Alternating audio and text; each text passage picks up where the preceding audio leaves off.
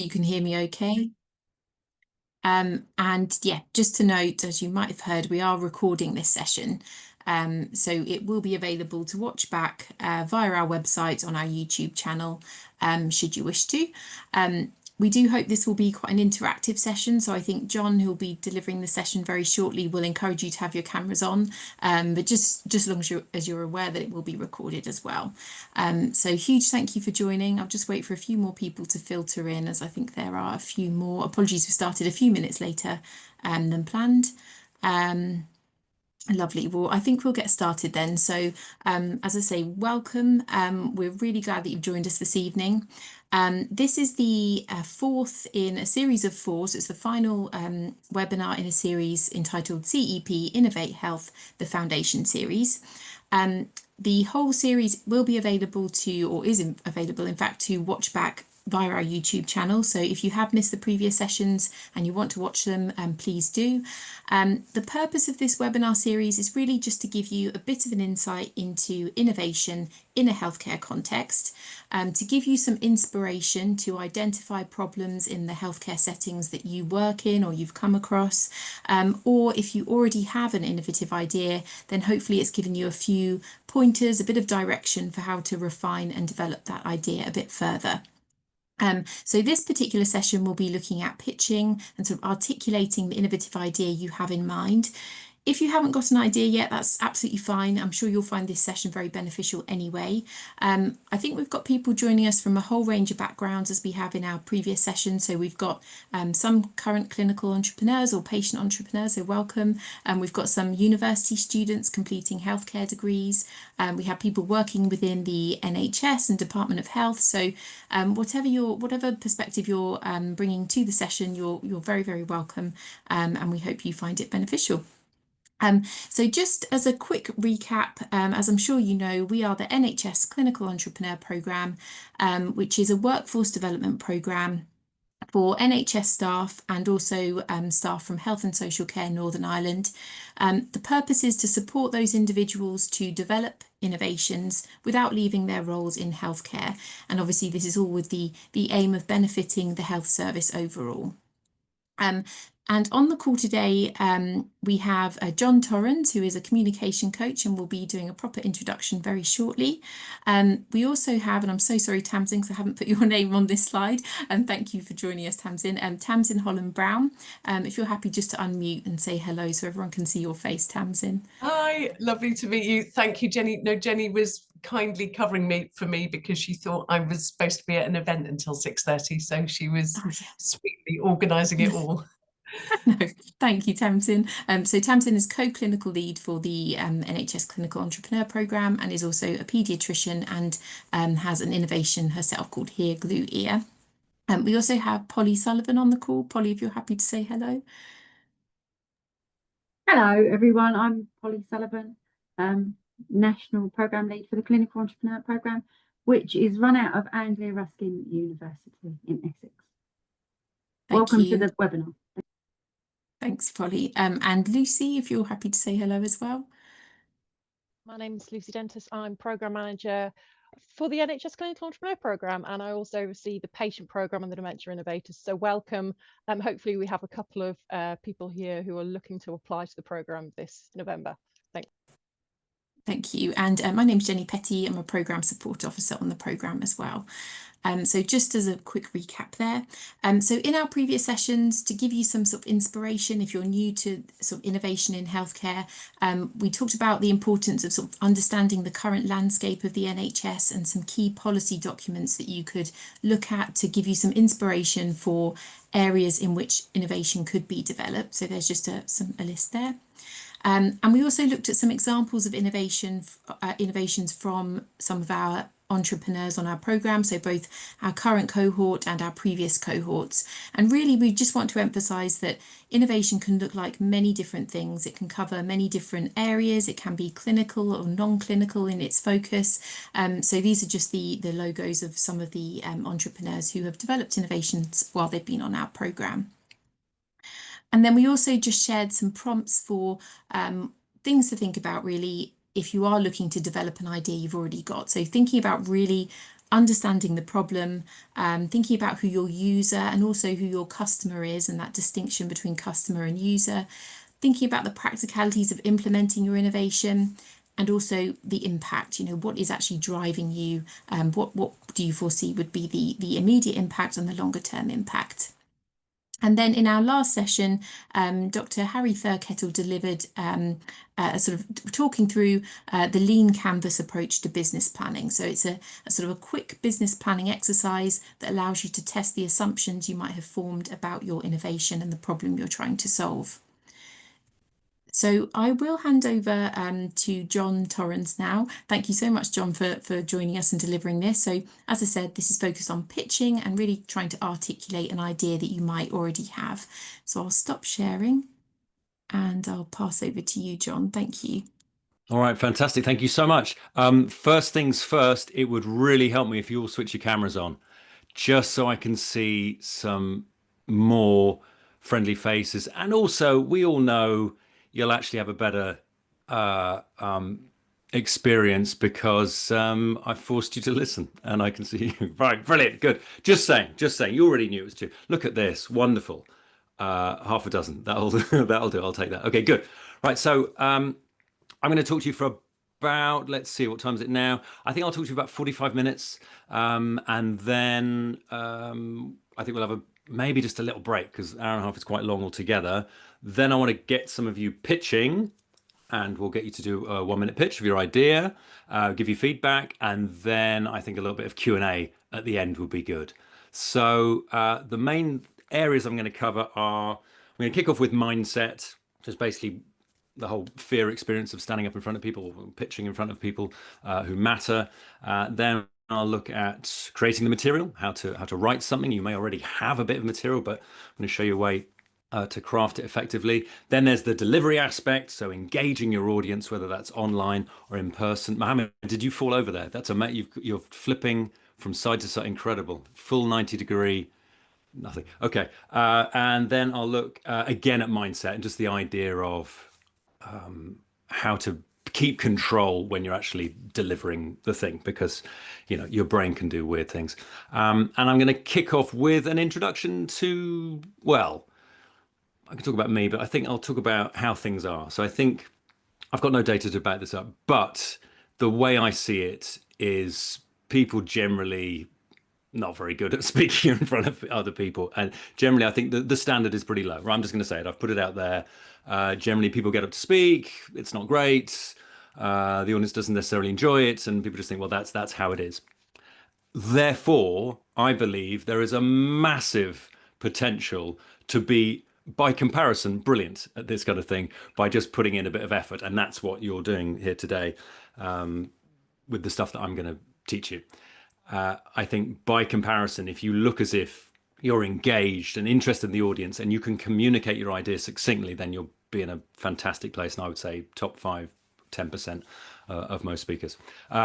People are popping stuff in the chat. That's fantastic. And by all means, throw questions into the chat as well. And if I can, I will try and notice. But if one of the team as well catch something, that'd be really good. I'm easily distracted, which leads nicely into my introduction. So I think the best information generally has a story at its heart. So I'll tell you my story. So at school, I didn't excel particularly. In fact, I was a terrible student, but I liked art and writing stories. Art was going to be my thing. I grew up in Cheltenham and then Bristol. My dad's a vicar, and left school thinking, right, well, I'm going to do art. So I did a graphic design course. Got very interested in video editing, left college thinking I would be a video editor. Then I got a job at a video games company because somebody I knew worked at this games company, and I started working there as a level designer.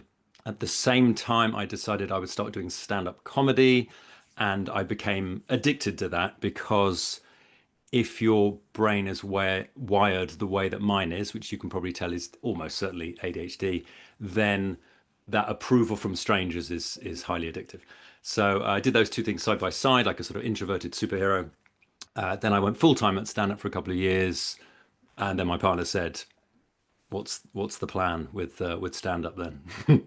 And of course, there had been zero planning. So I went back to video games, got a job at a place called Sony Cambridge, working on PlayStation 3 and PSP and stuff. and we moved to Ely for that job, and that's where we live now. And then I saw someone giving a talk, and it was dreadful, and I suddenly realized that people would benefit from all the things I learned from stand-up, not necessarily being funny bit, but the writing and delivery, and delivering a thing as if you are a human being and engaging an audience. And so I set up on my own, and it's worked rather well. And that was 12 and a bit years ago. So here I am. I love coaching people. I've coached probably well over 1,000 people in groups and one-to-one. And I've been doing this for the NHS Clinical Entrepreneurship Program for 7 or 8 years, if not longer. So yay me. Right, let's get straight into it then. So you've been told that you have to give a talk, or you're going to pitch your idea. And the natural response there, I think, is generally terror of some sort, which the way I see it is a completely normal thing to experience, right? So that's the very first thing I want you to get, is that feeling slightly terrified is just part of the process.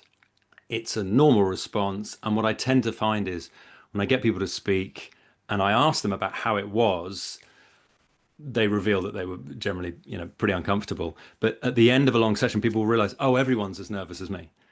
So don't ever carry that idea like, oh God, this rocks me to my core, but everyone else seems to be okay. Most normal people experience something pretty terrible. Just very quickly in the chat, tell me, what do you experience when you have to speak in front of a group and you experience that fear response? So for me, it's heart racing.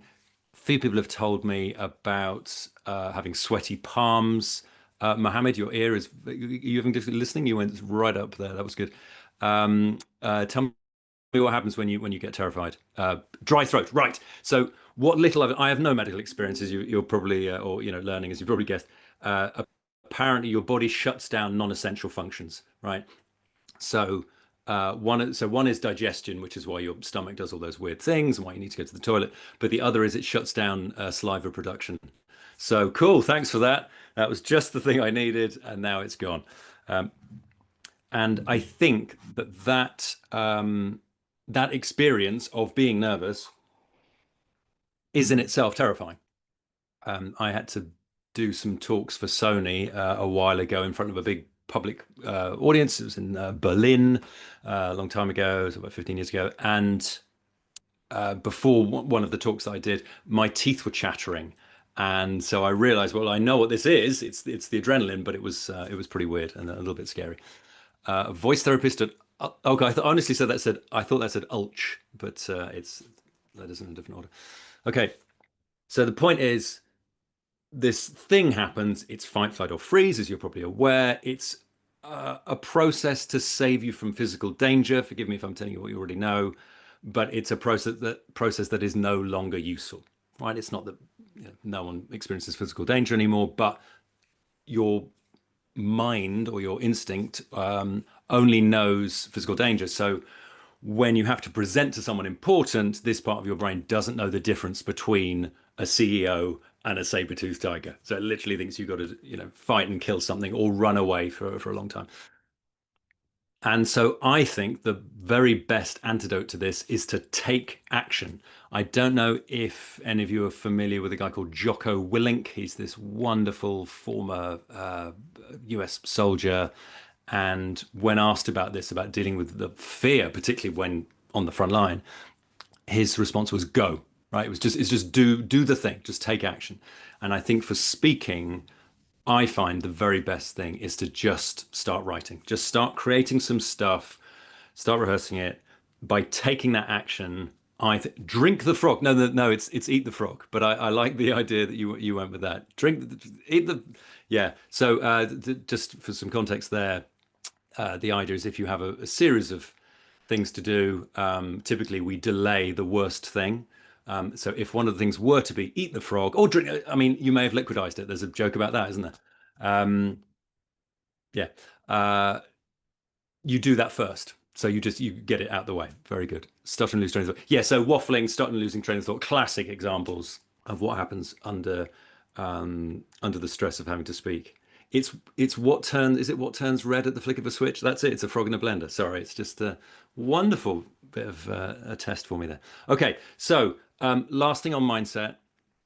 for now, this is part one of the mindset. And this is a massive deal, right? This is a long-term thing, which I want you to consider from now and basically for the rest of your life, but particularly when it comes to pitching, and that is self-acceptance.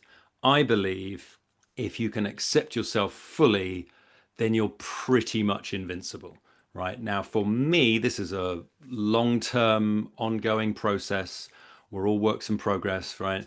And if you can accept yourself, it's really being okay with every aspect of who you are. And I understand that's a massive undertaking. But here's how I would break it down. I think being okay with, well, with weaknesses is the first thing. So things you might be unhappy with about yourself, facets of your personality. I think if you keep those sort of hidden, if you're desperate to that no one finds out about this thing that you're unhappy with about yourself, the longer you do that, the greater the weight that you lend this thing, and it becomes more significant, right?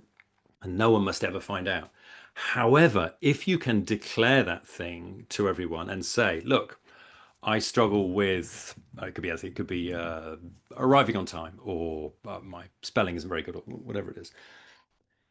If you can do that, then I think by declaring it to someone verbally, you remove all that weight and all that significance, because then it's just out there. And the bonus is, I find, is that generally people will say, oh, thank God, me too, right? So we're all kind of worrying like, oh God, I hope no one finds out about the thing. And then as soon as you declare the thing, then everyone is relieved. And you give people permission as well. You say, look, it's okay to be, this way and have this thing. Now, obviously, you might not, declare it first of all, but there's declaring it to a stranger, a colleague, but then there's also just saying it to yourself in the mirror. And I find this is a really powerful technique to just say, because as we all know, we tend to be a lot kinder to other people in what we say than what we say to ourselves. If you talk to yourself in the mirror and just tell yourself, look, you struggle with this thing and it's okay, I find that's really powerful, right? You may find that the negative voices, the inner critic that you have it could be a teacher or some adult from when you were a kid, and it kind of remains there. So you need to rewrite that and tell yourself, look, you struggle with this thing and it's okay, right? This is a problem, but it's okay, because you're human. And the other side of that is accepting strengths as well. So I find if I tell someone, look, you're great at this, they tend to just deny it, because they're uncomfortable with accepting that they have this strength. They don't want to be seen as arrogant, right? A lot of people seem to worry about that. So embracing those two things, all the weaknesses, all the flaws, and all the strengths. On my own, I would say I'm good at this. I excel at this thing. In public, I might say I enjoy it, right? So I enjoy doing this particular thing. Most of the time I enjoy speaking in front of people, and you declare it that way. And I think that's really powerful. So that's the first thing. So overall, getting your head straight beforehand, I find, is really good. And ways to do that, of course, can include just getting outside, just taking some exercise. Leaving the building, I find, is a really good one. Just whatever it is, if I leave the building, then it feels like a perspective that's very refreshing and useful. Like, this conflict was happening here, but now I'm outside and it feels like the real world. And if I can go for a long walk or a run or something like that, and I'm in some green fields, I'm lucky enough to live into a load of green fields, then that is just very relaxing. And I find it creates a good perspective. So that is the first section then. And there's probably lots more on that, but I'm just going to check. These are all intros in the chat. Very good. Yeah, Drink the Frog. That's going to stay with me for a while. And to be honest, that's a story I'm now going to tell in other talks. So win-win, right? Yeah, okay. So let's talk about creating the stuff. Now, you all know this. Oh, Michelle, I've just noticed you're in orbit around the planet, which is fantastic. Skylab type thing. That's good. That was a very expensive window, that, apparently. It's ISS, not Skylab. So creating the stuff, how to make the material. First step, might seem obvious, research, right? So you know your subject, you know it inside out, you know your idea, you know your company, you know the innovation. That's great. but what could you research? In fact, I'm going to ask that as a direct question. Put it in the chat or unmute and say it out loud. What's a good thing to research?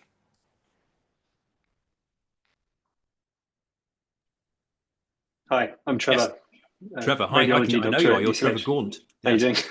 I think it's the thing you should research, right, is something you've got a real passion for and know lots about, right? And that kind of sounds really obvious, yeah? Because I think the things that we like to innovate and the things that we like to help others with are things that we feel really good about that we wanted and the things that we know how to do, right? And so I think that forms a real core knowledge that you can then expand on through doing research with other people, what they want, things that you wanted, things that you found that were available and can improve on, and things that you couldn't find at all.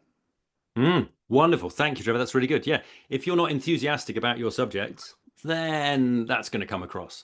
So diving into the things that really fire you up are great. I get asked by, I'm going to say academics. This is various people I've met from various Cambridge University colleges who will say, how do you make a boring subject interesting, right? And typically they are immersed in something incredibly interesting and groundbreaking, but because they and everyone they know has the same thing, they think it's boring and they think other people will find it boring. So tapping into that excitement and that passion, absolutely. And someone has put your competition, yes. Does this thing already exist? I mean, I've certainly seen that with pitches where I've thought, actually, yeah, I think I've seen this. I think I've seen this already. And then that's a terrible thing to have to tell someone, but definitely working out why yours is better than the competition or whether there is indeed a space for it. But the other one, which has come up there, is audience. And that is definitely it. Who are you talking to? What do they care about? What's their level of knowledge? Everything about them. What's their pain point? What motivates them? It could be that they really do want to save the world and help people. It could be they might want to make a ton of cash, or both. But if you can appeal to that thing, whatever it is, then that's really good for you. So find out what makes them tick. If you've got specific names, then definitely look them up. Look them up on LinkedIn. Find out what the pattern is of all the places that they've worked. And then you can tap into that. And you can see that this thing that you've got might be actually really, really good for them. Okay, now I'm going to show you a technique for creating a first draft. And now for me, making that first draft of a pitch, a talk, presentation should be as quick as possible. And it needs to be as simple as possible. I enjoy working on slides, but they are not the priority. And I think it can be very easy to fall into that trap of thinking, right, here we go. Open up PowerPoint, let's make a presentation. I'm going to show you a technique which I really like, and it involves index cards. One of the things I didn't really mention, I've got a real obsession with stationery. I didn't actually tell you any of my interests at all, although you can see I'm clearly broadcasting or showing some signals here. I like video games, you'd never guess. Okay, so I'm going to write a very... oh, wow, you can see Stephen King from there. Oh, that's good. Brilliant. Oh, yeah, it's there. Well, very good. That's amazing. Right. So, Lorraine, give me a subject. I'm going to write a 1-minute talk on any subject you give me. Anything at all. Go. You'll have to unmute. Disabled sex. Oh man. Oh, Not too hard, no pun intended. I'm okay. Normally I would go, yeah, that's what I'll go with it, but I just simply don't have the experience. Anything, but thank you. You're very welcome. Has anyone else got a suggestion? Oh man. Yes, I have. Oh, yeah, far away. Yeah, yes. Oh, sorry. Yes, you. AI agents, artificial intelligence, AI agents. AI agent, brilliant. Thank you so much. Good. Right. Good. Oh, Lorraine, you absolute hero. That is brilliant. Right. Okay. So AI agents. Okay. So here's the thing. In a way, the subject doesn't matter, but ideally it should be something you know something about. And with that in mind, talking about your personal experience of the thing, even though you're not an expert in it, is always good. Again, you can see why I vetoed that first suggestion.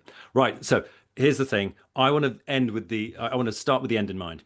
So I'm thinking, right, what's my call to action, right? And in this case, well, you'll see what it is because I'm going to give a talk on it. And I've got lots of experience with ChatGPT that's not strictly AI agents, but I'm going to stretch it that far. And so day to day. And then I'm thinking of, I love science fiction. That's my thing. AI/robots. Okay. There's probably more, but I'll just show you very quickly. So I think those are probably good. Those are 3 things. You might have 5, you might have 10 elements for a talk. But here's the thing. I've written them on separate bits of paper. These are index cards, which I love. It could be Post-it notes. It could be scraps of paper. And the idea is I can see the connections between them, but it's not a static mind map. So here comes my talk on AI agents. Brace yourself, because here it comes. So, okay. So hi, I'm going to talk to you just very briefly about AI agents. So I'm a big science fiction fan. I love robots. I love AI. My favorite robot is probably K2SO or Bishop from Aliens. Now, oh, and there's a little connection there. If anyone does like Aliens, you'll see my mug there. That's the nerd credentials. And what I'm fascinated, I don't know, in fact, I'm not sure why I'm fascinated, but I've always been fascinated with robots and just that idea. I guess it's of a non-judgmental companion. And in Forbidden Planet, Robbie the Robot is a famous sort of late 1950s film where Leslie Nielsen has a serious role, which is very funny to watch because he's playing it absolutely straight. They pose the idea of the rules of robotics, that he must do what he's told, but he mustn't allow anyone to come to harm, and must try and preserve himself where possible. This is then iterated again and mentioned again in Aliens, which is my favorite science fiction film. So fast forward to today, and I feel like Tony Stark, because today I'm out for a walk and I ask ChatGPT, hey, I can't remember what it was, but it was probably, oh yeah, something about running. I said, hey, I'm going to go for a long run. What should I do? And I've got this female American voice says, hey, you could do this, this, and this. And I love that I've got that interaction. But now I feel like, I feel like it's from the future, and I feel sort of very empowered. And as I understand it, AI agents are that with often a little bit more power. So maybe they can make decisions and book things for you, for example. So my call to action to you is investigate ChatGPT, even on the free tier. It's brilliant. Even when it says, hey, you've run out of this thing, it doesn't matter, you can keep going. And try the voice mode on your phone. So get the ChatGPT app on your phone, because then you can talk to it like you're Tony Stark. Hooray! That's my talk on AI agents. Okay, so honestly, I don't know what just happened, but if there's any key things that came out of it, techniques that you think you could use, please say what they are. What things did I do? And I can probably recall some of them, but you will have a much better perspective because you're watching. What techniques did I use that you could use in a talk? Mind mapping. Yes. So yeah. Getting the ideas down first of all is good. Yeah. Bingo. Right. So I'm going to talk about stories in a little bit, but personal experience, storytelling, exactly all of that. Wonderful. That is the easiest thing to go to. It's genuine. It's authentic, and it's just easy for you as a speaker to tell that story. Again, I'm going to talk about it now anyway. Stories just, they're effortless for an audience to take in. They are super memorable for the audience, which is fantastic. So if there's been a ton of pitches and you've told a good story, yours will probably stand out. They're easy for you to remember. As a speaker, you only have to remember a word or a company name or a date or something. And they basically elevate standard information. So Brené Brown, in her great TED talk, I think it's called The Power of Vulnerability, said stories are data with a soul, which is wonderful, right? They breathe life into information. You could have some very clear, well laid out information, lovely sequence, but you can lose an audience. And I've been lost by stuff that's clear, but I just think, where are we going? Whereas the story really, really engages. And you don't have to make the whole thing a story. If you do make the whole thing a story, it's satisfying. You've got a nice beginning, middle, and end, which we like as an audience. It's very satisfying to feel like the end is coming. You can kind of telegraph, I'm coming towards the end of my thing, and then the end arrives. That's good. We love that. But you could also tell very short stories. Stand-up comics tell 30-second stories. So collecting your stories stories of your experience, stories of how you came to make this thing. Like I said before, even if you're not an expert on the subject, I mean, you shouldn't really be talking about anything you're not an expert in, but it's sort of answering the how do you make boring subject interesting. Let's say you are presenting data every week. Your experience of doing that is an interesting story to tell. And please don't ever think that your story isn't interesting. Everyone's unique. Your story is interesting, and people just like it. So, and yes, I physically did something. So yeah, I had the cards. I mean, any kind of prop is good. If you've created a thing as well, if you've got a physical thing, then please, you have to bring that thing.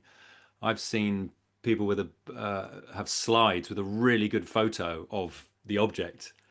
And I said, have you made the object? Yeah, but they didn't bring it. So they've got this thing, and then I can't tell how big it is and what the texture is like and things like that.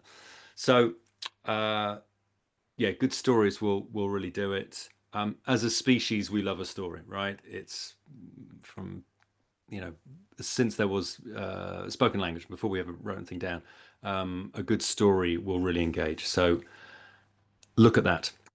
Clear call to action. Yes. So the structure wise, I think opening up really strongly is important.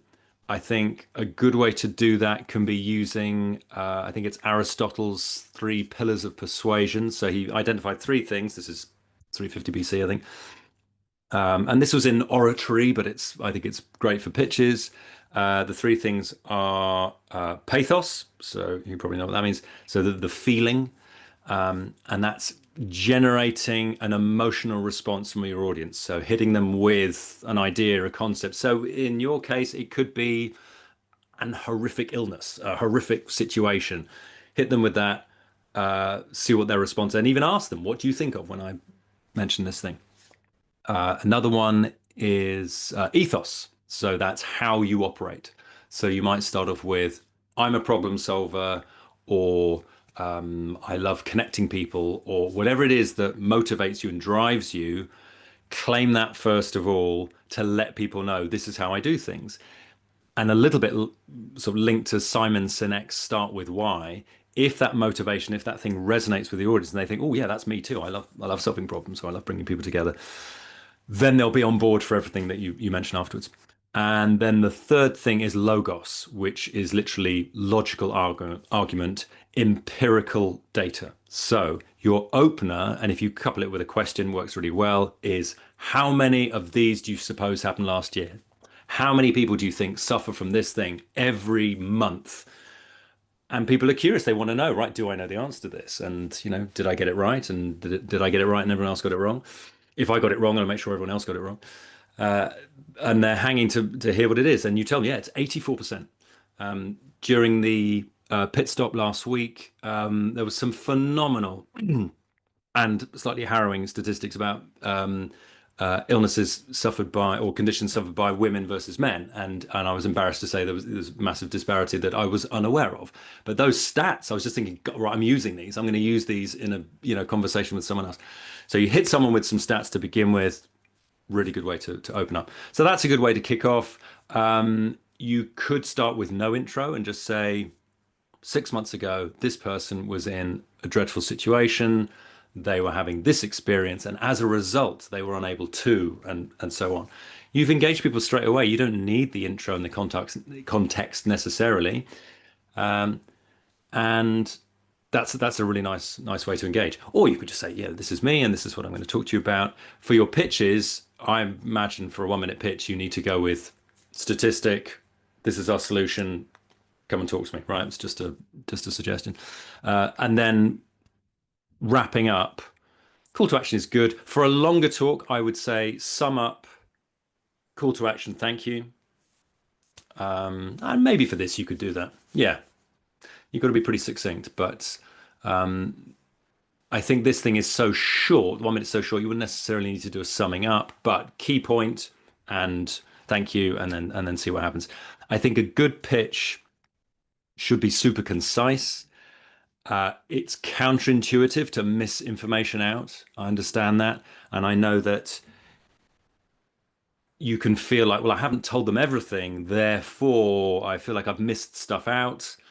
It'll always feel incomplete, right? And I imagine you will pretty much always, especially after just 1 minute, You'll always finish and think, but I didn't mention this, this, and this. The audience doesn't know. We're new to your thing, to your idea, to your innovation. You've told us 5 things. We're trying to take them all in. It's absolutely fine. So wrap up nice and neatly, and yeah, basically it should be super concise so that it then triggers questions, right? You give people just enough information to get them excited and to then be in a good state of mind to say, right, I need to know more about this, this, and this. Tell me a bit more. So that's how I think you should create the material. Now, if you iterate, so you've got those, let's say you've got your cards or whatever it is you like to use. As soon as that's in a sequence that feels like it works, I recommend running through it, right? Do a verbal run through, go through the thing. What will that give you? If you say the words out loud, what does that bestow upon you? And I'm asking that as a direct question. Throw something in there. There's probably 5 brilliant things that saying the words out loud actually gives you.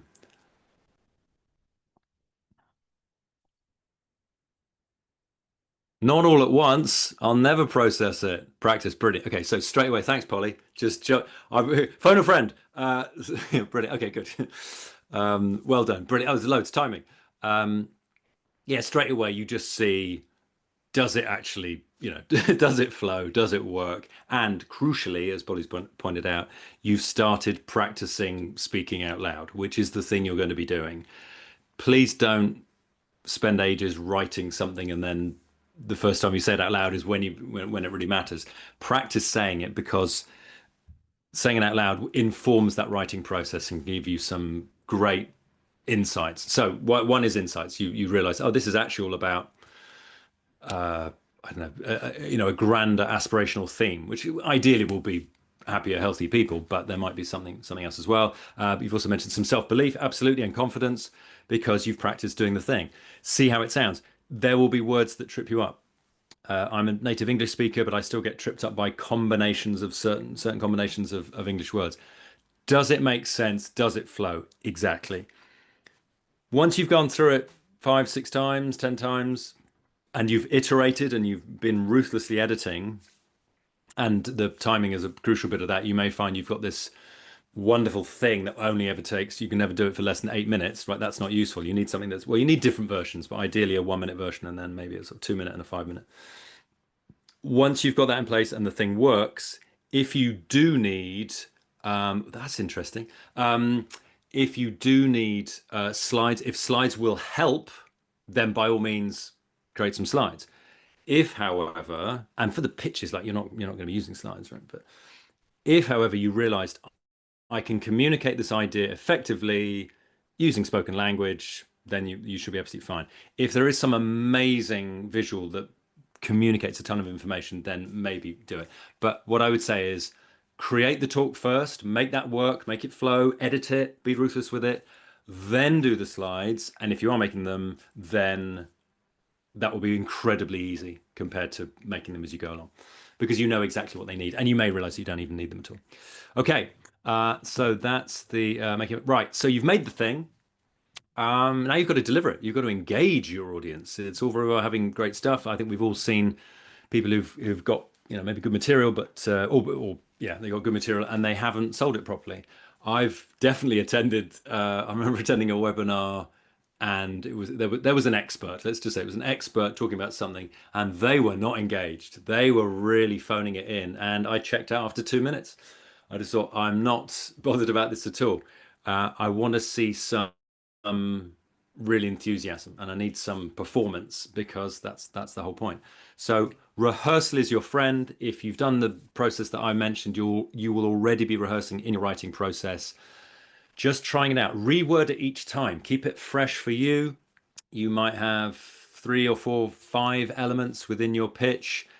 Why not have a sort of palette of the 5 and then choose any 3 when you give a pitch. Again, it might seem like you're missing something out, but if you've only got a minute, that's fine.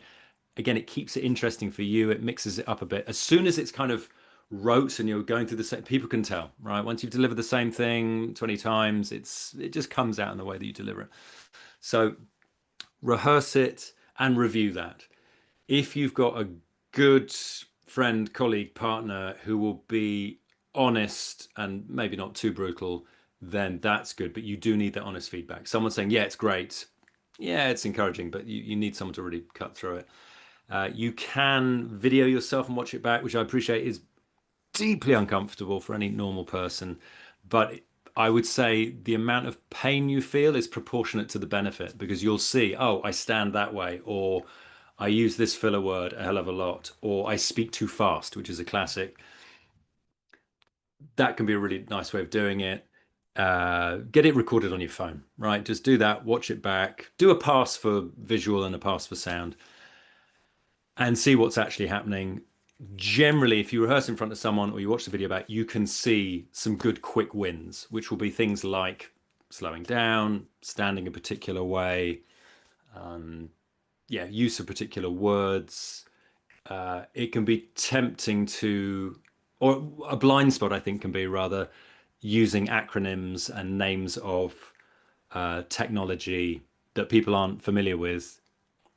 Generally, people won't say I didn't understand, so you tend to leave them behind. Something else I found, which is really fascinating for me, is the thing that you say most, which might be your surname or the name of the project, tends to get consolidated and compressed. So I had this where I talked to some people. I gave my intro a little bit like the one I gave for you earlier on, and I said, "What did you give me some feedback?"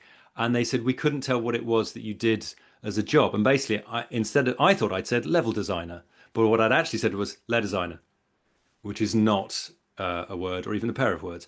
So enunciating is really important, and slowing down, right? The biggest bit of advice I give for people generally is slow down and smile if it feels natural, right? Please don't fake a smile. Generally, people go too quickly, right? And it's just very simple. You want to get the information out there. You're excited about the thing. You're probably a bit nervous. You just want it to be over with. Unfortunately, when you speak really quickly, it conveys nerves and it generally gets in the way of understanding. So I recommend going as slow as you possibly can. Even if it feels tortuous for you, it gives you the best chance of being understood, but it also conveys that calmness as well. And last thing I'll say about delivery for now is interaction is key. So again, with a 1 minute pitch, you might ask someone a question at the beginning. I mean, I've said you ask a question, but generally it'll be rhetorical. But you might say, what's your experience of this thing? Or have you ever heard of this? That's quite nice, just to be, show that you're listening and engage with your audience. For a longer talk, there's got to be some back and forth. You've got to find out. And, that's worked here today. I've asked you questions. You've fed some stuff back. There's been things that I would have missed or, that I might not necessarily have thought of. And it shows me what you're thinking about it. So interaction is absolutely vital. Right, where are we at? 6:46. I'm aiming for 6:50. Oh, good for me. Good. I'm ahead. Right. So let's talk about nerves again, right? There's probably a bit more about delivery as well, but we'll, I might come back to that. I think it's kind of mixed in with this anyway. So you are about to give your talk. You've done all the things I've told you, right? So you've been a good student. You've created a good talk. Feels like it works. It flows. You've tried it out in front of different people. You've tried it out in front of non-industry people. They've asked you very basic questions, and you've realized you can iterate it and make it clearer and appealing to pretty much anyone. You know how to pitch it to a CEO who ideally only wants about 10 seconds. We've got a thing that does this really easily, right? That's generally all they want. And then let's say you get to a venue. What's the best way? This is another direct question, maybe my last one. What's the best way to I was going to say guarantee your chance of success, but what's the best way to give yourself the best chance of success? And I'm thinking about the venue, right? That's my big clue for you there. IG, you've got a little red, you've got a 1 above your icon. What is that? Visit it. Well done, Trevor, star student, amazing. 20 points to Gryffindor. There's I love that. That's a test. Like, he was annoyed. That's brilliant. Okay, good. Yeah, just get familiar with it, right? And maybe that seems obvious, but honestly, the the dreadful pitfalls that can get in the way because someone didn't actually check the physicality, familiarize yourself with the tech. Definitely, Amanda, that's one of the big ones, right? And I said that making that, that kicking things off, that first impression is really important. And if the first thing you do is flounder with the technology and you're checking your slides, which is another reason not to use them, any hesitation or just faffing about, honestly, I see audiences check out within about 10 seconds, just looking at their phones. And if you're really floundering, I think the audience might infer from it that this is not going to be a good pitch, and that is not a good thing to happen. Oh, Toby's got a good one here. Do you think it's best to lead with brief some of your topics? People don't go lead them with a I really like leading with the hook. I really like having a little bit of confusion there just because it's different. I think the conventional academic learning is I'm going to talk about the thing and then you talk about it, which I guess I'm guilty of. I mean, it's sort of clear, it's what people expect, but with a really short pitch, I love the just straight in with something jarring, right? Something to really maybe shock them a little bit. And then, yeah, I would do it that way. So I guess for a long talk, maybe, yeah, give them some context, but no, short one, you just give them something absolutely shocking. Right. So, yeah, so you get to the venue. The person who hasn't investigated properly will encounter those problems. The audience thinks this is going to be rubbish, and it's difficult to come back from that. If, however, you've done what I like to do, which is visit the venue, check all the technology, check where you're going to be standing, check whether you need a clicker or the clicker that's supplied is like, can you put your water? So last week I didn't have a surface to put my water on, and that's on me, right? I had to crouch down to take a drink. It was demeaning. And I don't care. That's purely for Lucy. I just no, it's fine. It's fine. But check that kind of thing out. You need to find out like what's the physical aspect of the stage or the amplification or all of that stuff. And what it means is if you get that right, you can then walk out there and look happy. And if you look happy, ideally I like to think people think, yeah, this is going to be good. They know what they're doing. They look at home. Your instinct just tells you we're in a safe pair of hands. And to be honest, if you do that and you just look like you're really happy and maybe mention something about the venue, and I talked about the doors, but that's me. If people like you and trust you, it's there for the taking, right? All you've got to do then is just deliver a brilliant pitch. Now, all you got to do then is, they're already on side, right? Which is really good. Also in the realm of mindset, I think there's understanding that your physical, what you might call nerves could also be called excitement, right? So that adrenaline flowing through you, it's making you shake, it's making you want to run around or jump about, or whatever, or it's just sort of crippling you, preventing you from speaking. That is just part of it, and it can be terrifying.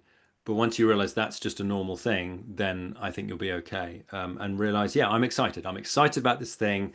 I've got, well, what are the positive truths? What are the truths you would tell yourself? You're going to talk about this thing that you love, that you know about. The audience wants you to do well, right? They're on your side.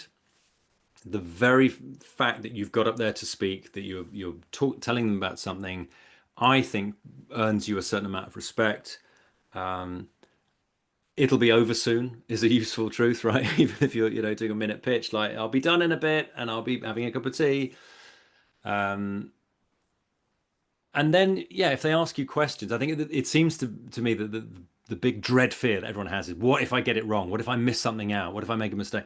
If it's your thing that you've originated, you're probably not going to be caught out. And if they ask you a question and you don't know the answer, it was outside your realm of expertise anyway, and that's fine.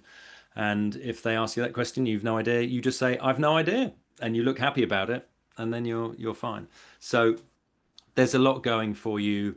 Generally, I don't think you'd have anyone really critical in the audience. And someone might say, well, I don't understand it. And they might seem to be really, sort of piercing questions, but they're interested. They want to know. So reminding yourself of those positive truths is really important. And then last thing I'll say about mindset really is going with the flow. So I think it was Dwight Eisenhower who said, I've always found planning to be essential, but plans to be useless. And he said this in numerous interviews, and I think it's a great thing to bear in mind. Consider everything that you might need. So maybe you've got a prop, maybe you need some cues to remind you what you're going to say, everything that you think you might need. And then on the day, who knows what will happen, right? So unexpected things will happen. You might feel strange, your brain might explode and you forget what you're going to say. Good, you've got your notes. There might be a loud noise. Yeah, all kinds of things can happen. Just go with it. If you've done a good amount of prep, and that's one of the positive truths as well, which is I have prepared this correctly and rehearsed fully, which you can only say if you have done that. You've got those things on your side, and generally the audience, they just want you to do well, and they're just interested because they're people like you and they're engaged in this space. Okay, so that's most of the things I wanted to say, I think. So just quick sum up then. Beforehand, I think, or in general, I think there's realizing that, being nervous when you give a pitch is good. I think it's healthy. It shows you care. It shows you, you can't predict the result, but you want to have a good result, but it shows this matters to you, which is really good. That's healthy. When it comes to creating the material, I think just do a really quick first draft, sketch it out, keep it nice and loose, get it to a point where it flows and it makes sense. Try it out on lots of different people, change it up, always experiment, try new stuff. When it comes to the talk itself, engage your audience, be a human being, have a conversation with them, have a chat, have some fun with it, and try and go slowly, which is vital. And also just remind yourself that, as well as fear being part of the process, they're on your side. They're interested in this great thing. You've got something exciting to share with the world. Thank you.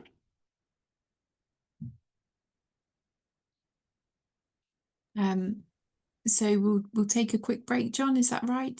I think that's a good idea. Yeah, come back at 7. Like it's very short, but I think that'd be good. Lovely. So thanks, Lorraine. You're welcome to turn your cameras off and come back at 7.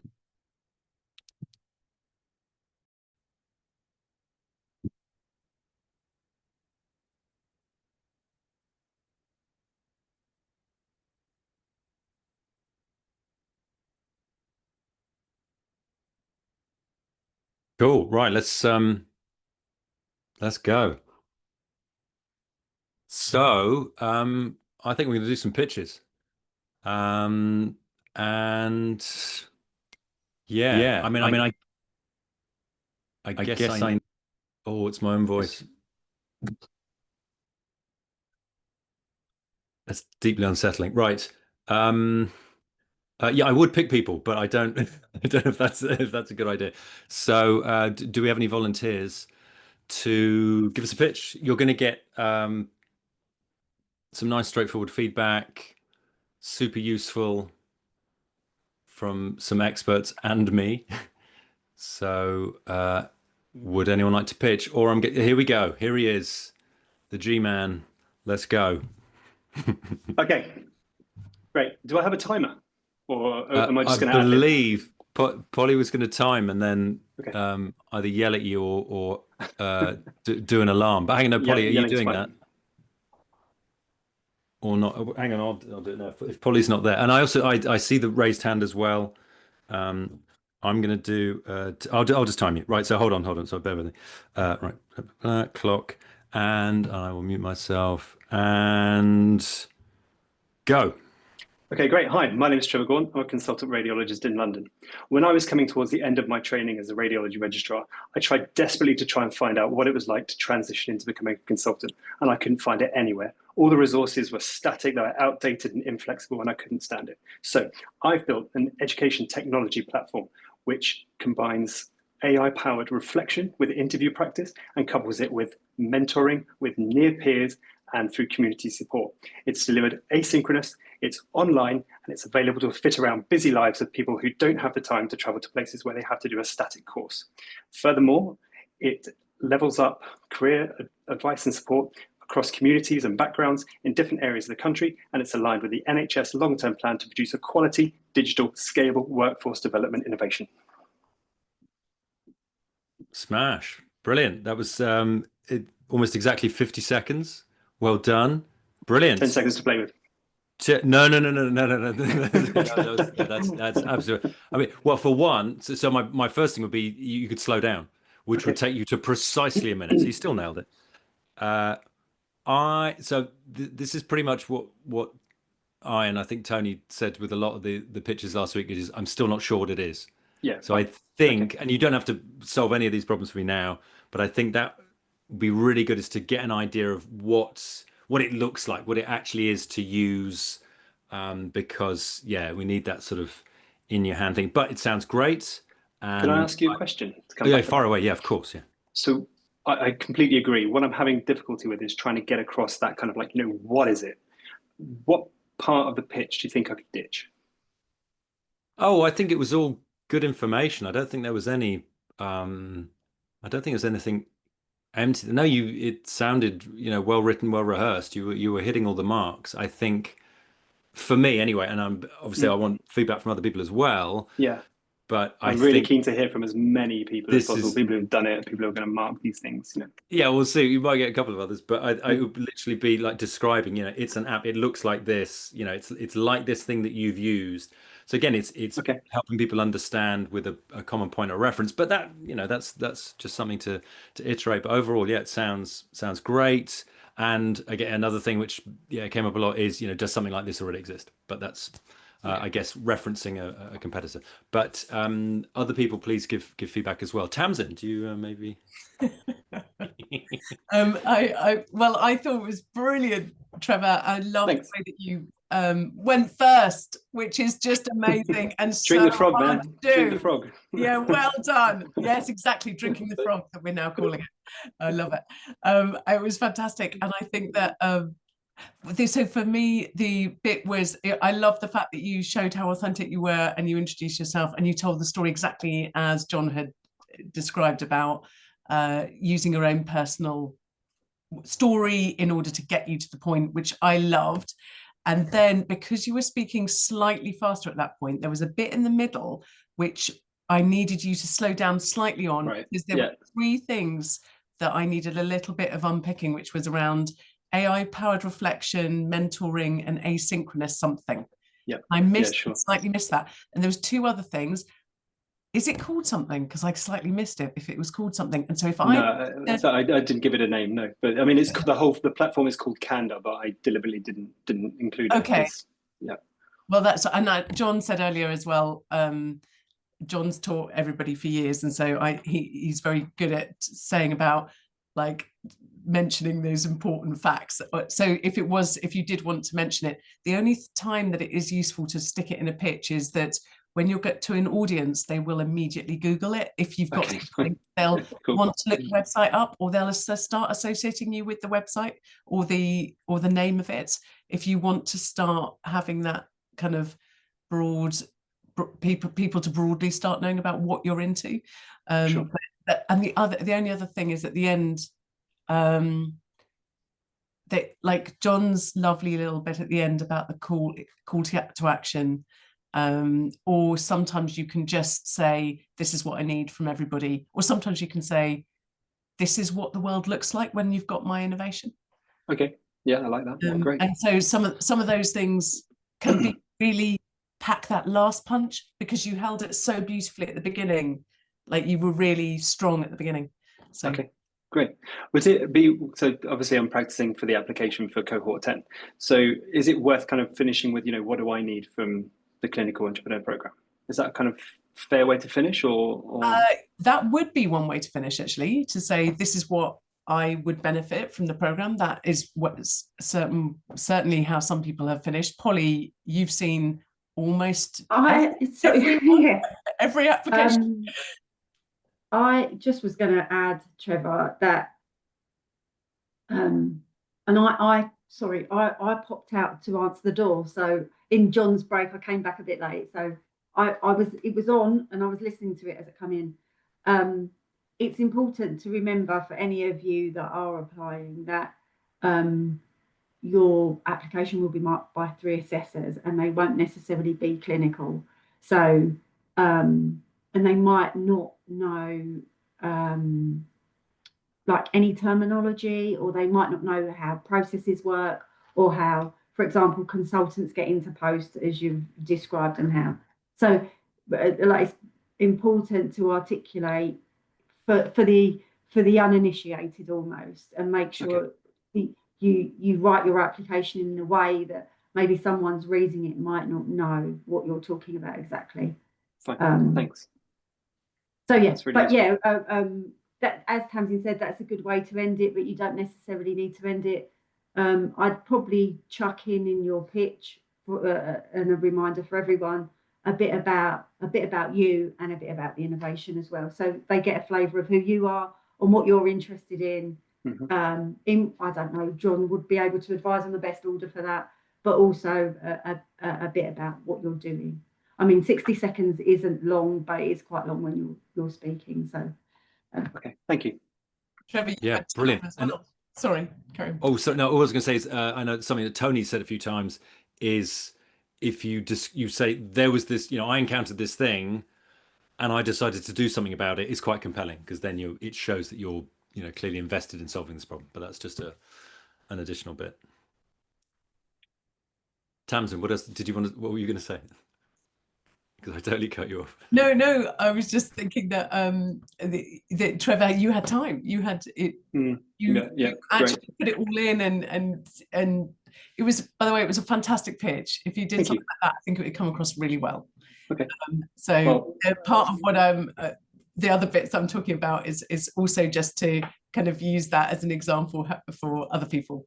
But it was lovely. No, that's some time on your side. Yeah. That's really useful feedback. Thanks very much. Really appreciate it. Cool. Right. Right. Let's do another. So I see. I've only got I'm going to say Glovey, but I don't know. IDOT is very mysterious, and no camera on is even more mysterious. But your hand is raised, so who knows? Are you? Please say you're still there. Please say you're still there. Cool. Right. Something's happening, and. Oh my word! Right, you're definitely going to need some more. I could. Better. Yes. Okay. Okay. You're using a phone, aren't you? Yeah. Yeah. Cool. All right. Hello. I am Dr. I Fortune, an award-winning dentist. Do you know how many people have dental decay in the world? According to the World Health Organization, there are 2.3 billion people with tooth decay. My team and I have developed an AI agent to prevent dental decay, which saves money as compared to visiting the dentist and spending a lot of money for treatment.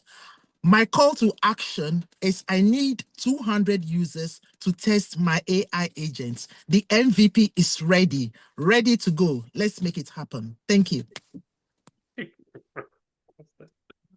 Oh, wow. Brilliant.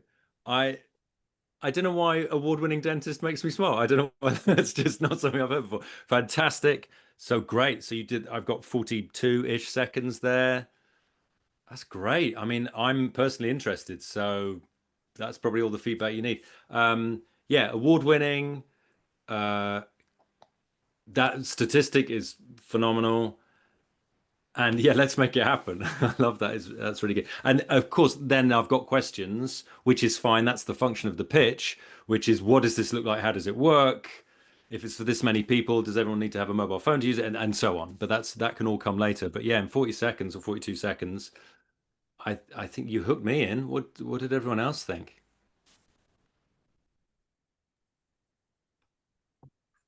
I agree. I thought it was great. It was really and to be able to do that in 42 seconds, and you kind of managed to keep it slow and pack a punch. The only thing that I would have added was that because you'd hooked everyone in so well, it was around, I was like, so who do I contact?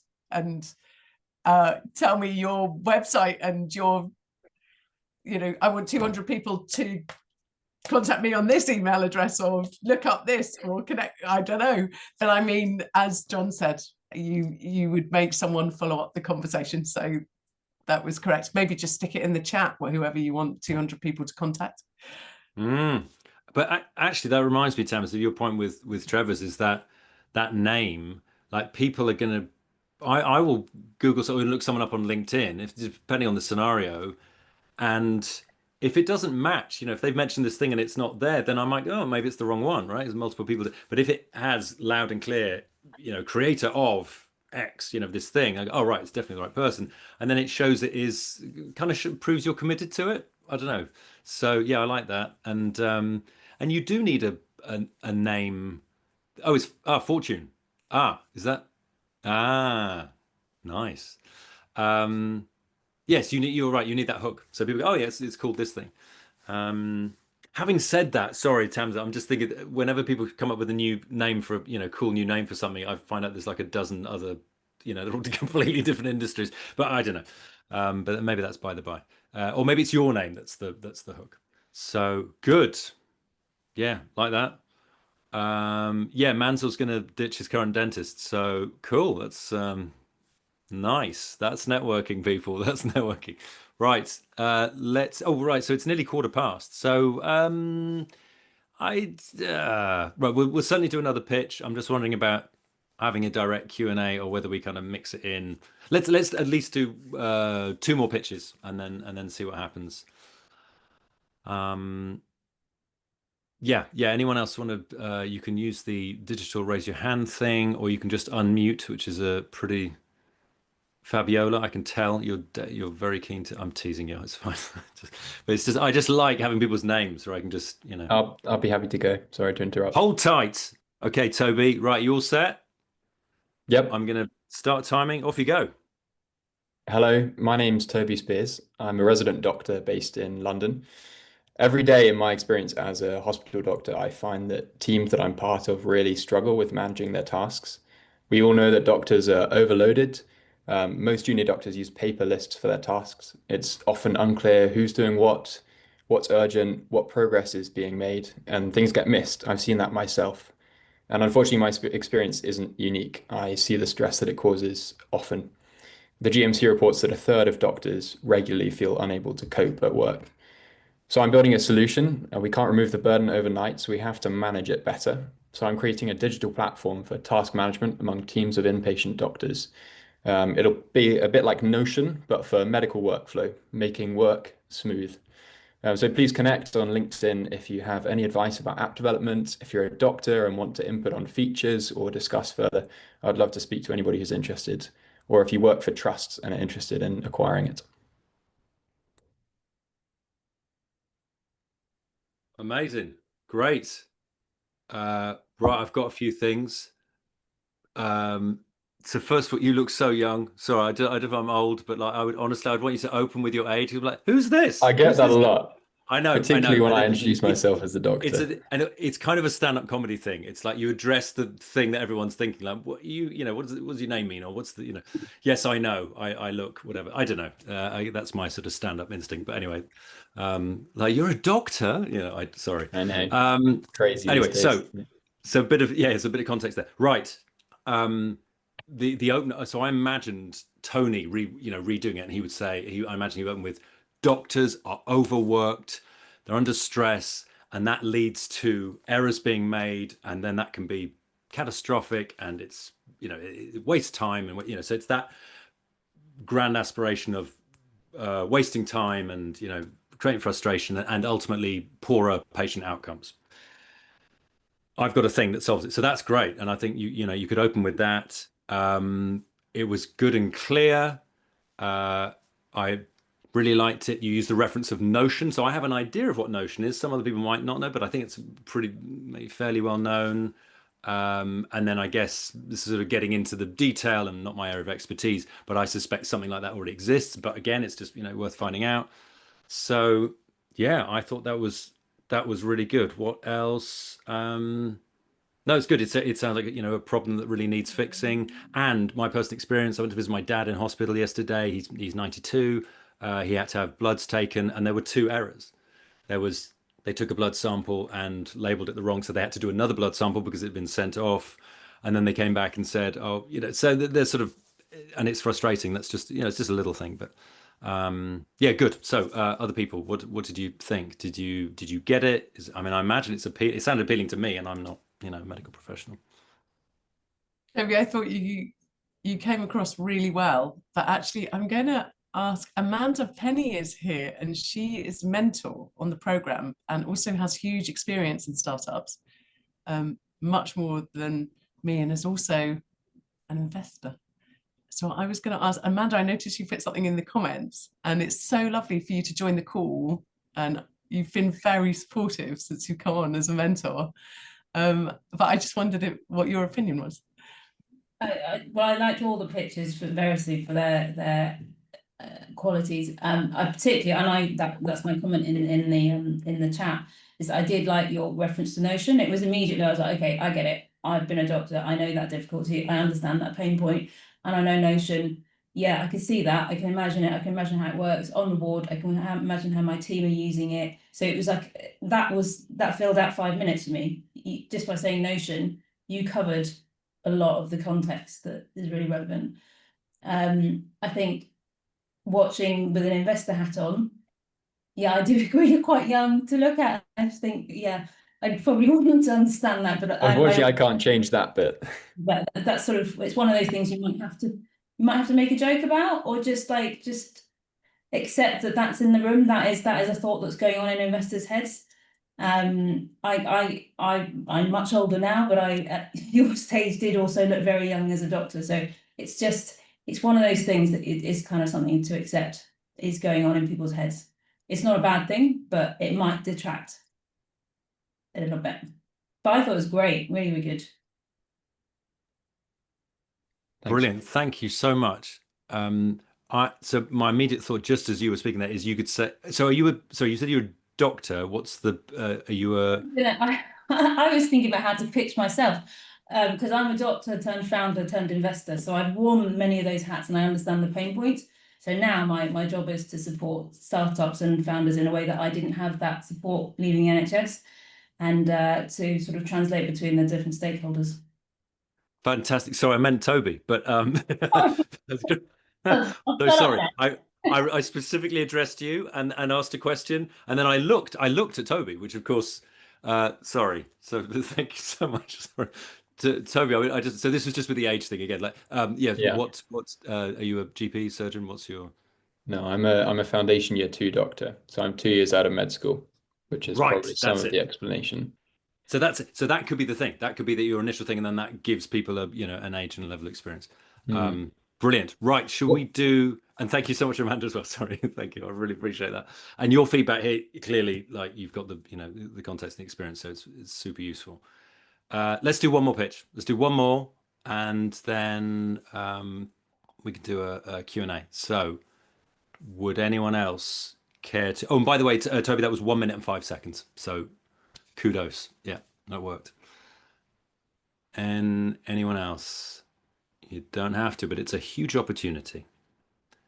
I'm just going to say Amanda's here. So, there's some investor and medical experience. So super valuable and arguably slightly more valuable than my feedback. Hold tight. Rosie has switched camera on. What does this mean? Does this mean, are you preparing to?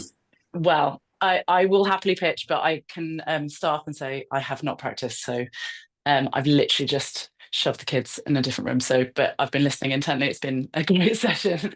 So thank you all. If part way through you could tell them to shush, that would be brilliant. Hopefully they're well schooled. I don't see anyone else. So yeah, Rosie, it's all yours. Yeah. Well done. Excellent. Well, we'll see how this goes. Yeah, of course. Off you go. So my name is Rosie. I'm an osteopath by trade. I live in London, and a lot of my patients get headaches. If I zoom into a few of them, they have an experience where they go to their GP doesn't have the time, sometimes not the clinical experience because they're dealing with so many other things, to be able to diagnose them correctly. So they get pushed around. Eventually they might get into a care pathway where they end up in tertiary care. But the majority of the time they end up managing themselves, with the wrong kind of medication, which can lead to medication overuse headache. If I zoom out, the cost to the economy, the UK, the Conservative cost to the European economy is about 110 billion euros every year. Migraine alone affects 15% of women. The majority of people with migraine actually cut down their working hours to part-time, and 15% of them drop out of the workforce entirely.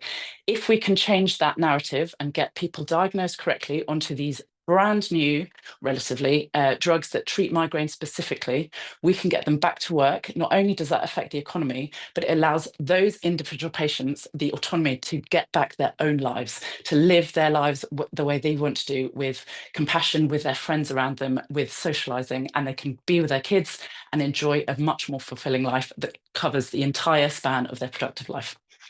Thank you.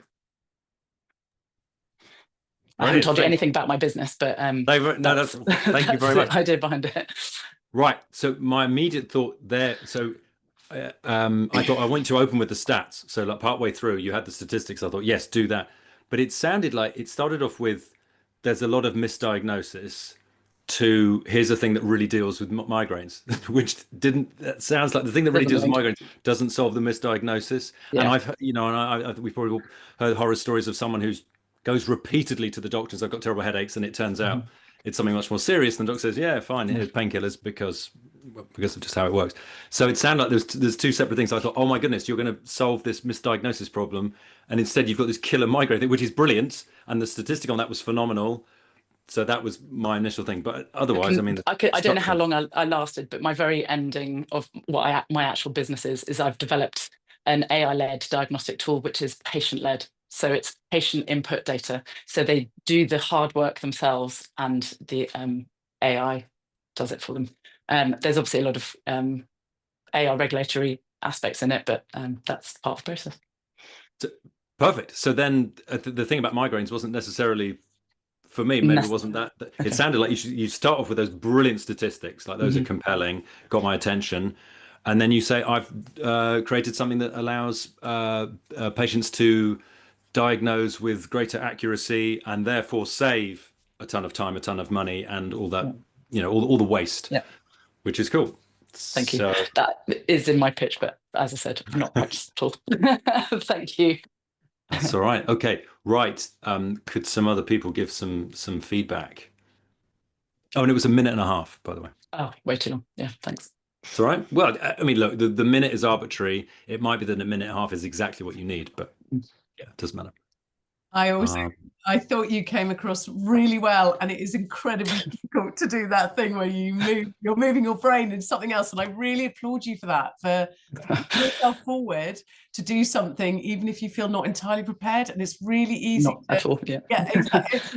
It's really difficult to do that. It's really easy not to put yourself forward in those situations, and I really applaud you for doing that, and putting yourself forward. And actually, the bit that you came across with was fantastic, and I completely agree with Amanda's comments. Actually, so it's what you said it right at the end. You were like, "Oh, I didn't mention my business," that you came across well. We know what you do, and it makes a massive difference. And you know, we have lots of people on this call who are all really interested in what you do, and so to have put that forward, and you came across beautifully, and yeah, it made us all go, yeah, now tell us what you do, because which is great. Which is great, but it's okay, because even the bit that you gave us was impactful. So yeah, I don't know if anyone else has anything. Oh, I've got to think, is this for diagnosis of headaches, or is it diagnosis of right? Okay, good. Because I was just thinking, you know, misdiagnosis. Yes, okay. And yet that's probably is that one of the most common things that people go to? It's the most common neurological disorder that presents to GPs. But is it the most common thing? I mean, I like to refer to the fact that when my kids when they were much younger, if they ever injured themselves, there was a slip of paper, and it had 2 boxes, and it was bump on head or other. That was it. Because most of the time it's probably bump on head. But I don't know, or what proportion of people visiting the doctor go because of a headache? I don't know. There's some old stats that it's about 20% of GP appointments are for headache. Brilliant. So reduce that by 10%, we saved 300 million a year. God, yeah. And also the key for anyone is, do you like waiting at the doctor? Like, you know, or you know, the you know, with mine out, what is it, in my GP, there's that back and forth so that you don't have to go in, which is great. But again, it's a diagnosis. Okay, thank you so much. Well done. Thank you. You did come across very well. Sorry, yeah, I didn't mention that. It's 7:26. We're gonna have a Q&A, but it's gonna be about 2 minutes long. So maybe just one Q and one A. But if anyone has anything else, if there's anything that you feel the fear and do it anyway, well done. That's a good reference. And Lorraine, what's this? My favorite book. Wow. They're real books. They're real books. Okay. Yeah. Does anyone have any questions on pitching, speaking confidence? Amir, you've held up a physical hand. Yeah, I can never find where the actual emoji is. Yes, that's fine. No, you don't have to solve that problem. You've done it. You've done it. Very quick question. So for the pitch, introducing yourself, that's a good 10 seconds. How much do we actually need to do that? Because I'm assuming the assessors will have seen the rest of our application, our grade, our position, our name, etc. I suspect I'm not the best person to answer this. Well, and actually, I'm going to hand over to Lucy. Don't spend too much time, because yes, the application, you have a load of questions. You can go into all your research. We want to know what the current situation is, what your innovation is going to do to improve that, and just a brief introduction to you. You know, it is 60 seconds. You cannot go over. It will cut you off. And I've seen videos that are cut off, and that's slightly awkward. So don't do that. But yeah, the application will support other areas. So yeah, keep it short, keep it sweet. Please don't rush it. I've seen rushed 60-second pictures. Don't do that. Hope that's of help. And actually, you're not supposed to be perfect.